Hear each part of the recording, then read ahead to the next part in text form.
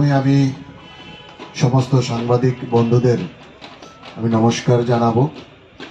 এবং কালকে আগামীকাল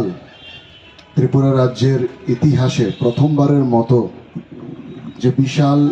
জনপ্রতিনিধি সম্মেলন অনুষ্ঠিত হতে যাচ্ছে আমাদের আগরতলার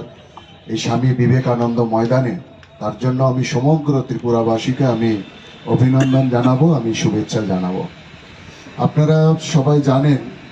যে আমাদের ভারতবর্ষের যশস্বী প্রধানমন্ত্রী 2047 সালে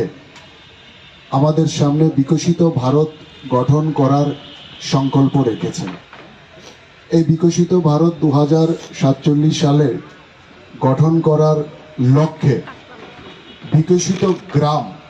গড়ে তোলার জন্য বিকশিত ভারত জি রামজি 2025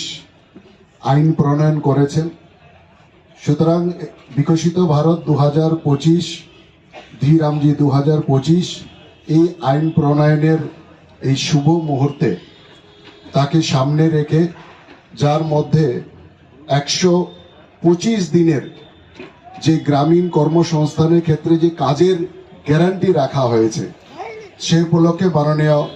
প্রধানমন্ত্রীকে ধন্যবাদ জানিয়ে পাশাপাশি আমাদের গ্রাম উন্নয়ন দপ্তরের পক্ষ থেকে বিভিন্ন সরকারি প্রকল্পের উদ্বোধন,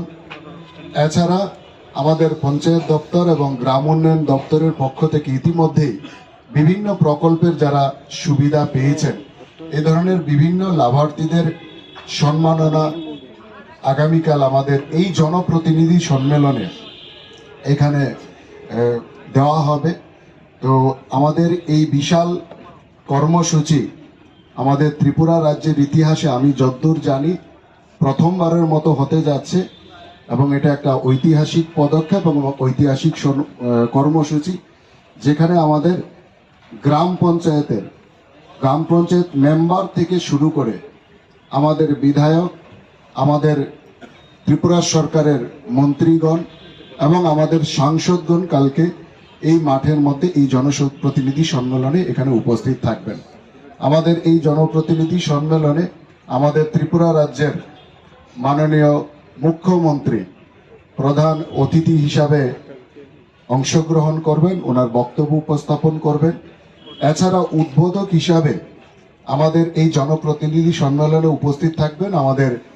ভারত সরকারের গ্রাম উন্নয়ন, কৃষি এবং কৃষক কল্যাণ দপ্তরের মাননীয় মন্ত্রী শ্রদ্ধেয় শিবরাজ সিং।